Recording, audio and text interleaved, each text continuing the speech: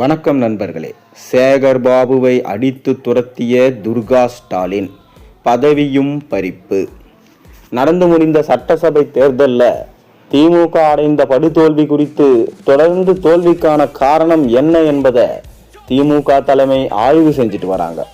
குறிப்பா சென்னை திமுக கோட்டையை இருந்த நிலையில தற்போது சேகர் பாபு மற்றும் உதயநிதி ஆகிய இருவரை தவிர சென்னையில் போட்டியிட்ட திமுக வேட்பாளர்கள் அனைவரும் தோல்வியை தழுவியிருக்காங்க. இதில் உச்சகட்டமாக மு.க.ஸ்டாலின் போட்டியிட்ட கொளத்தூர் தொகுதியில் தோல்வியை தழுவியிருக்கிறார்.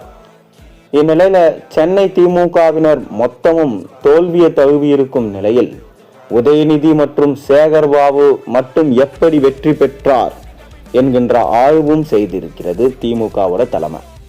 குறிப்பா சேகர் பாபு மட்டும் எப்படி வெற்றி பெற்றார் என்கின்ற ஆய்வுல திமுக தலைமைக்கு, குறிப்பா திமுக முதல் குடும்பத்திற்கு கடும் கோபத்தை வர வைக்கும் வகையில சேகர் பாபு குறித்து பல தகவல்கள் சென்றிருக்கு.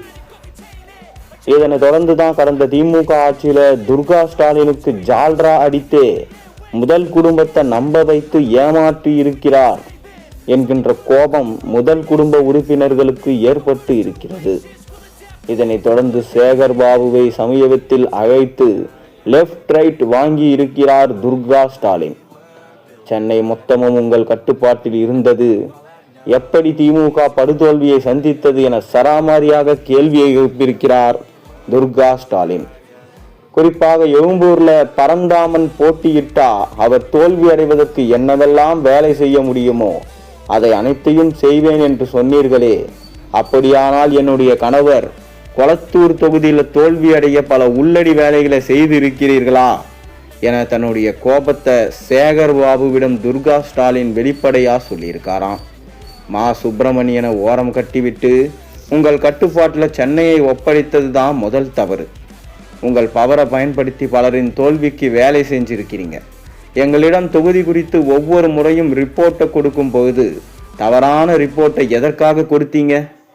இது கூட இருந்தே குவிப்பறிக்கும் செயல் இல்லையா எனவும் சேகர் பாபுவிடம் துர்கா ஸ்டாலின் கேட்டதா சொல்லப்படுது. மேலும் கொளத்தூர் தொகுதி திமுகவுக்கு சாதகமா இல்லை என்கின்ற தகவலை மறைச்சு அதெல்லாம் நன்றாயிருக்கு என எங்களிடம் பொய் சொல்லி இருக்கிறீங்க.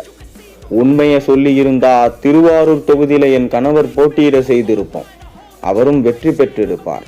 கடைசியில் நாங்கள் உங்களுக்கு கொடுத்த பவரை வைத்து எங்களையே காலி செஞ்சிருக்கிறீங்க என சேகர் பாபு மீது கோபத்தை துர்கா ஸ்டாலின் வெளிப்படுத்தியதா சொல்லப்படுது. மேலும் தொடர்ந்து சென்னையில் இருக்கும் திமுக முக்கிய புள்ளிகள் துர்கா ஸ்டாலின் மற்றும் அவரது குடும்ப உறுப்பினர்களை சந்தித்து சேகர் பாபு மீது பல்வேறு புகார்களை அடுக்கிட்டு வராங்களாம். எரிகிற நெருப்புல எண்ணெயை ஊற்றுவது போன்று சேகர் பாபுவின் மாவட்ட செயலாளர் பதவியும் கூட பறிபோகும் சூழல் தற்போது திமுகவில் ஏற்பட்டு இருக்கிறது என சொல்லப்படுது. இதனைத் தொடர்ந்து தற்போது திமுகவிலிருந்து விலகி மாற்று கட்சியில் இணையும் முடிவில் சேகர் பாபு இருப்பதாகவும் அதற்காக பாஜகவில் அவர் பேசி வருவதாக சொல்லப்படும் நிலையில் பாஜக தரப்புல இருந்து சரியான பதில் வராததால அரசியல்ல தொடர்வோமா அல்லது அரசியலிலிருந்து ஒதுங்கி கொள்வோமா என்கின்ற முடிவில் தற்போது சேகர் பாபு இருப்பதா தகவல்கள் வெளியாகி இருக்கிறது.